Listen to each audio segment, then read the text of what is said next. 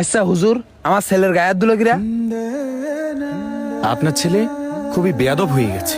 তাছাড়া পড়াশোনায় অমনোযোগী এবং রাত্রিবেলা হলে ছাত্রদের ট্যাঙ্ক থেকে খাবার জোর করে খায়। তা দেখে আমি একটু সাহায্য করেছি। আমি কখনোই হাত দিই না ওর গায়ে। এই বয়সে তো ছেলেবেলা দুষ্টুমি করবে, এই বয়স তারা কোন বয়সে দুষ্টুমি করবে? তাই বলে ছেলেবেলার গায়ে হাত দিতে হবে? না না ভাই, তাই না। ঘটনা হচ্ছে এই বয়সে তাকে যদি ন্যায় অন্যায়ের শিক্ষা না দিই তাহলে তো সে শুধরাবে না।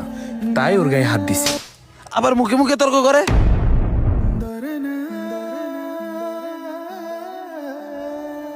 তুই জানিস না বর্তমানে রানিং চেয়ারম্যান আমি? তোদের কোনো কিছুতে কমতি রাখি আমি? তোরে প্রত্যেক মাসে কি কম টাকা দিয়ে যায় আমি? আর তুই আমার ছেলের গায়ে হাত দিলি? তোর এত বড় সাহস? আবার মুখে মুখে তর্ক করতেছিস তুই? আমি যদি মনে করি এই মাদ্রাসায় তো চাকরি থাকবে না, তাহলে 1 মিনিটের ভিতরে এই মাদ্রাসা থেকে আমি তোরা বের করে দিতে পারি।